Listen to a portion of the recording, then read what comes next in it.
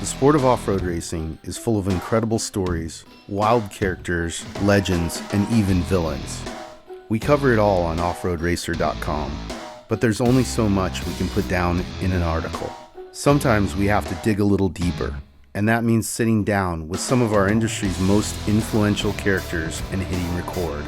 Welcome to the Off-Road Racer podcast, a Mad Media production, made exclusively for offroadracer.com. Each month, we'll go beyond the dirt into the homes, shops, and lives of the most interesting and game-changing icons of our sport. You'll hear about their history, success, failure, and everything in between as we pull back the curtain and reveal the stories of their lives. I'm your host, Matt Martelli, and this is the Off-Road Racer podcast.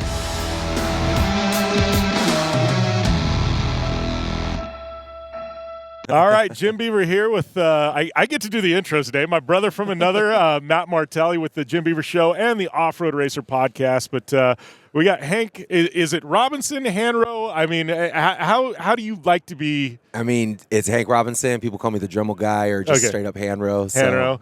Any way you want to do it, I'm good with it. All right. Well, you know, honestly, dude, your work, I mean, you want to talk about art in the automotive industry, and that's what you do, man. I 100%. mean, I guess give the lowdown on exactly what you do, and then we'll get into it because I can't even put into perspective just the beauty that you lay on, you know, on things in the automotive industry. Wheels, cars, I mean, you name it. All of it. Yeah, so a straight-up combat infantry guy for 10 years, got out, and now I'm the official engraver for Dremel as well as Monster Energy, so I get to just kind of travel the globe engraving random shit. So it's pretty awesome, but definitely specific to vehicles, you know, full body cars and trucks, wheels, you know. I mean, guns, firearms. Anything and everything. If it's metal, I'm getting it. So. Yeah, it's funny because, like, this is when the algorithm for Instagram actually works, right? Because I follow a bunch of tattoo artists. Yeah. And somehow it suggested you, and I'm like, and you're also affiliated with Monster Energy. I'm like, oh, who is this guy? And then I started looking at everything. I'm like, okay, this is dope because it's a lost art, right? Very much so, yeah. No, old school traditional engravers are pretty much long gone, man. There's just a handful left, but coming in, doing something with a rotary tool that's kind of never been done before and engraving entire cars and trucks is kind of just breaking so many boundaries for me, and it's been awesome. I'm glad that I popped up in your stuff. Yeah, no, it's rad. It's fun for me because, like, I'm such a creative and art guy. I mean, I think the first creative school I went to was in you know, even before grade school, right? And then through my whole process of going to school, graphic design, working at skateboard brands, and then starting my own agency, like, one of the things that we excelled at was taking mainly illustrators, and it was graffiti artists and just rad illustrators, and applying it to, you know, skateboard graphics and T-shirts and all that kind of stuff. So I'm always, like, on the hunt for cool stuff. Most definitely. Yeah, so I was really stoked to, you know, have Instagram guide me to you. I'm like, okay, this is working. Hell right? yeah. So, no, and I think the first time I saw your page, one of the things I was the most impressed with was how you were doing stuff over three-dimensional, you know, pieces, you know, and in the first one I saw was a wheel. Yeah. And you were inside the wheel. You know what I mean? Depending on how big the wheels is, they keep making them bigger and bigger. So, like, the 30 by 16s, I'm literally living in there for, like weeks at a time. So. Yeah, so explain, like, how long does, like, a wheel take for Yeah, so literally everything really depends on size and design, but it could be anywhere from a day a wheel to over 2 weeks on a wheel. Kind of if I'm just doing simple engraving, it's literally just dot by dot by dot by dot and really doing intricate designs all the way throughout. It's take your pick on how long it'll take you. But on my bigger side of stuff, when I do trucks, it's anywhere from 1,500 hours to 2,000 plus hours for a full body car. Crazy. Yeah. That's wild. Hey, how did you get started in engraving? I mean, was it like a family art that got passed down? Or Not even how close. did you know, was that something when you were in the military in your free time you started screwing around? No, I didn't. I was running and gunning the whole time in the military, man. Got out, went to welding school, kind of used my GI Bill. I went to diving school, welding school, art school. I did a bunch with my GI Bill. So I went to welding school, really found metal, and there happened to be, I fabbed up a surfboard for my son, and there happened to be a Dremel there at the school, and my instructor was like, hey, write his name on that. And I was like, oh, that's cool. Happened to be right around Christmas time, super broke. So I was like, I'm going to make mom and dad, you know, these cool little engraved signs and stuff. Started to put them up online. Game over from there. People started ordering stuff, doing bigger things. Dremel put me on, Monster found me, and it's been just That's awesome. Absolutely insane after that. So No, that's totally awesome. I mean, I love hearing those stories because, obviously you found something that you're super passionate about. Because, I mean, dude, the amount of hours that you're putting into this stuff. for sure.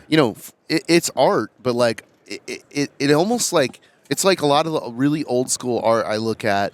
And I'm like, it is so sadomasochistic. You know what I mean? Yeah. Like you look at it and you're like, no, I'm not going to do that as a human being now in this era. For sure. And like everything, like I was in France and going through the Louvre and looking at some of the paintings and the carvings and stuff. And I'm like, I don't even know how you. Yeah, what happened to us as people, man? yeah.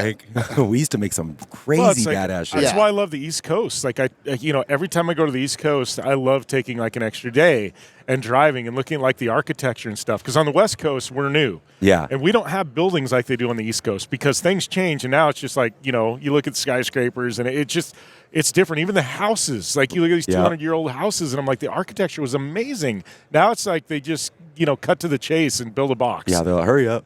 Yeah, but I think it's that way with everything. It's like engraving now. You've got all this laser etching. Like people Yeah. can take shortcuts. Yeah, You know what I mean? That's what they're looking for too. And it's like it's cheaper and it's shortcuts. But I look at what you do, and I'm like, man, it's just there's something just different. I don't care what you can do with a machine; it doesn't replicate what you can do with your hands. 1,000%. Yeah, we've tried too.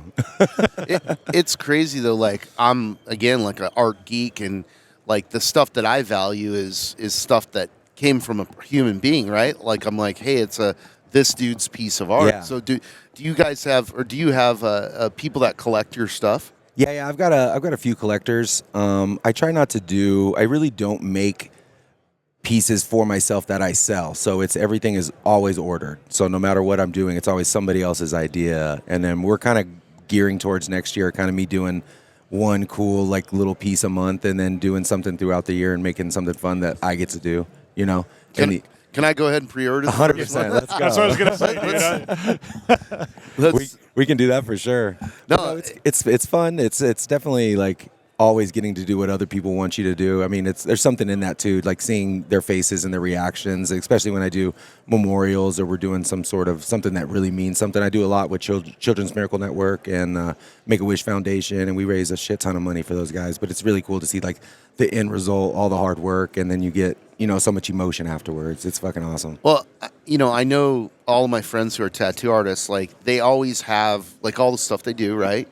And then there's stuff they hate doing. Yeah. You know what I mean? It's like, I'm not doing a dolphin. You know Yeah, what I mean? exactly. But is there stuff that you like subject matter wise that you really love doing? Recently, portraits, man. I've been working really, really hard on getting my portrait. Like 10 years ago, portraits were just straight horrible, man. Like you wouldn't want to look at them at all.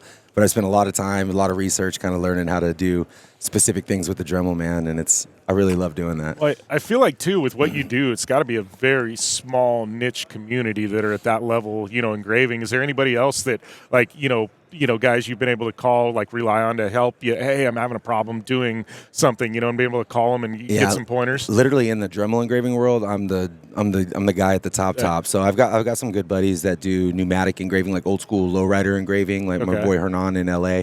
He's somebody I look up to for sure.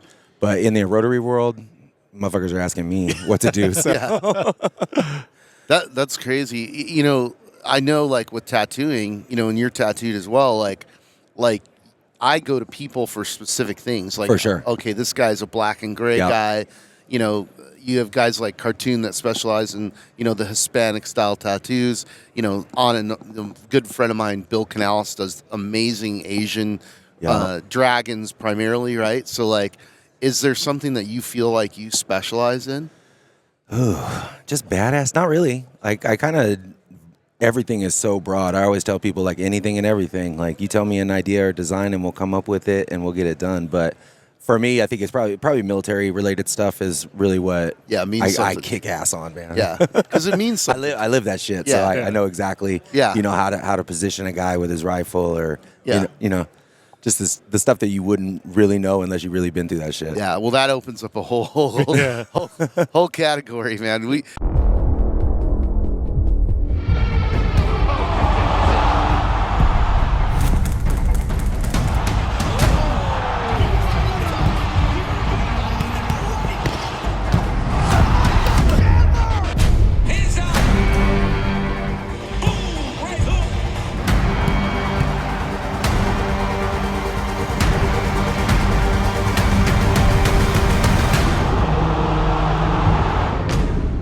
we have a lot of like it's rad in off-road racing. This culture was actually created by veterans, right? Yeah. Veterans who came back after World War II, and they're like, "This is boring. Let's do some crazy let's go shit." rip. And they went and raced created the Baja 1000 and then the Min 400 that same year. And we have a shit ton of veterans who race with us and active duty. We actually have military vehicles that come out Hell yeah. and race with us. So it's pretty cool. I know you have Warrior Built Foundation. Yeah. Yes. I've been part of Warrior Built for 10 plus years, man. Me and Nick go way back. So. Yeah. No, and it's a rad organization. I mean, I live in Oceanside, so I'm literally next door to Pendleton. Yeah. So I like live in it, and I see guys every day that are, active duty and coming and going. And then, we have our little harbor I go out paddleboarding on. Yeah, hell yeah. And they're doing all the team training, all the amphibious training right there. That Yeah. must suck, guys. Y'all just having out the best life ever. Oh, yeah, basically, right? I'm like, hey, have a nice day, guys. Right? No, that's pretty rad. Military's part of our culture. Most definitely. Yeah, we about to get into it again, man. It's crazy the world we're living in right now. So It's bonkers, man. I All over. It's not just one area. Yeah. It's like all over the world. Yeah. But it's just, I don't know. yeah, I knew because we had a lot of guys that were active duty in Afghanistan, and I asked them, I'm like, hey, well, what was the deal? And they're like, dude, we had it covered. We didn't have a problem there. We had about 20,000 troops total there, and it was contained. yeah. And now it's just popping off. So I don't know what the plan is. I don't think I don't think anybody does at this point. So, but I just I hope that our boys and girls don't have to get too involved into it, because that was one thing that I see firsthand is while we were in all these non-wars, but they were actually wars. The guys who are coming back injured, and especially the era of IEDs, right? That messed up a lot of people. oh, for sure. And we'd see these kids. There's a kid that works at my coffee shop that he lost his arm and a leg and some other parts of his body. And I remember going and getting my coffee, and I'm like 3 dudes behind, and the guy 3 dudes ahead of me goes, "Oh, how'd you lose your arm?" And he goes, "Yeah, the war." Yeah. And the guy buying his coffee goes, "What war?" And I'm like, dude, you need to leave, right? Because if you're not aware of what's going on in the world, you don't understand why we need, warriors, right? 100%. So it's a interesting dynamic that, now I'm really glad that the country has figured out how to, be political and say, hey, we don't support war X, but our guys going there, 100% support. You know what I mean? You're not wrapped up in the politics of why we're there or whatever. It's like that's our family. You know what I mean? So I'm glad we're at that point, at least in recognizing how important warriors are. For sure. Hopefully we don't need them. Yeah. for the foreseeable future anyway. It best to have the baddest motherfuckers on the planet and not have to need them, right? Oh, for sure. Then pretend like nothing's going on. Anyways. So you had any crazy projects? Somebody goes to you, hey, we need you to do this, and you're looking at it going, like, man, how am I going to tackle this? Like, have been anything like just completely off the wall? A couple crazy projects I did. We did Waylon Jennings' original Cadillac for Kid Rock, and I had to do like Waylon's old design. I don't know what you want to call it. It's almost like a filigree on his guitar, but we had to replicate that on a lot of metal pieces throughout the Cadillac, and it was just like, I cannot fuck up Waylon's Cadillac. You know what I mean? Like, there's only one of these right now, so I was like, pretty much a lot of stuff that I haven't done before is always exciting and it's always new. So I feel like I can just tackle anything at this point, though. That's rad. Well, now my head is going, okay, what? Mint 400 trophies, dude. Totally. No, we were already talking about getting them out at the Mint just to do live demonstrations, because, again, I just don't think people understand. For sure. They see something, they're like, oh, yeah, somebody did this with a laser. Yeah, it's like, that's no. how it is. That's how it is at the booth. It's been all week. Like, still, I mean, we've been doing SEMA and engraved vehicles for a few years now, but when they're coming, they're like, I don't understand. That's why I do the live engraving out there, for 4 or 5 hours a day. I'm like, come see it. Come see what it actually is. Come feel it. So it's really cool just to get everybody, more education on it, for sure. Yeah. So you have a lot of ink. Yep. You got a favorite artist that you're working with? Oh, man.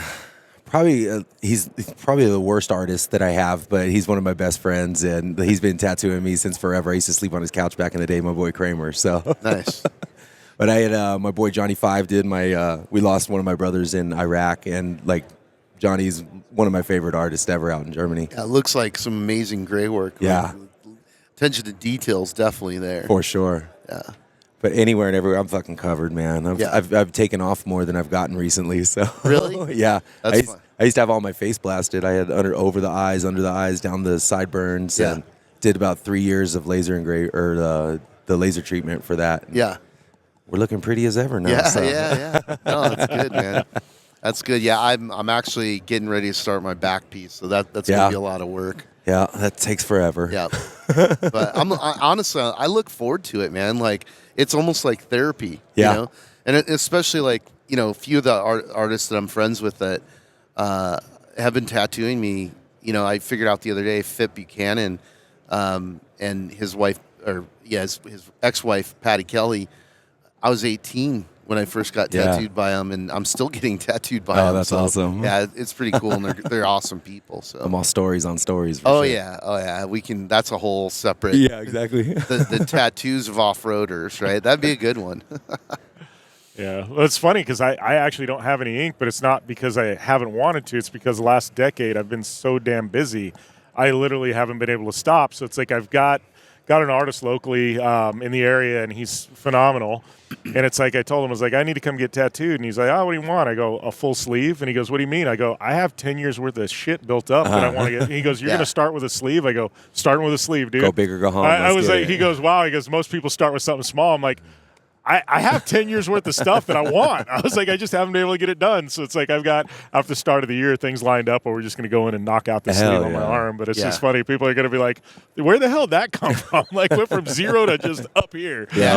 It's funny that's the way my brother did it. Is like he's a very methodical person, right? And he watched all the tattoos that I got over the years, and then made the decision. He went to Fit Buchanan, and right away it was like, hey, we're going to do a sleeve. And he has that kind of pale skin compared to me, and the color setup is just amazing on his skin. I remember like first seeing the tattoo, and I'm all, fuck, you know what I mean? Like that's just beautiful. Josh got the good skin. He got the good skin. He got the first tattoo is just stunningly beautiful, and won awards, right? And I'm like, it's my life, dude. My little brother sits back and he waits for me to fuck up, and exactly. Then he's like, "Here, let me show you how to do this." Right? That's what I love about you and your brother, though. You know, like you guys are complete polar opposites. I mean, everything. And I love Josh as much as I love you, but it's just crazy. Like half the time, you know what I mean? If you didn't look similar, I'm like, how are these guys even brothers? Because you guys are like, oh yeah. I mean, it's funny because complete opposites. No, and it's hilarious too, because like even musical tastes, like there's a little bit of crossover, And when he was younger, I was dragging him to all the punk and hardcore shows I was going to, but he wasn't into it. He was into more of the Grateful Dead stuff, and I can't stand that stuff. It all sounds like one song to me, one bad long song, right? But cool. You're into it, and then that's cool. Awesome. Oh, that's dope. Awesome. Well, we appreciate you stopping by, buddy. Dude, I love it, man. It's been fun catching up, and I'm a big fan of yours. No, I'm excited. I didn't know you were doing live engravings out there, so I have to stop by. Yeah, I'll be out on the razor all week. I mean, pretty much today and tomorrow. I'll finish it up tomorrow. Awesome. Well, we're going to scheme some stuff up. We're going to get you out to the mint. Love it, man. Let's get it done. Thanks, get it done. Awesome, buddy. Appreciate it, guys. All right.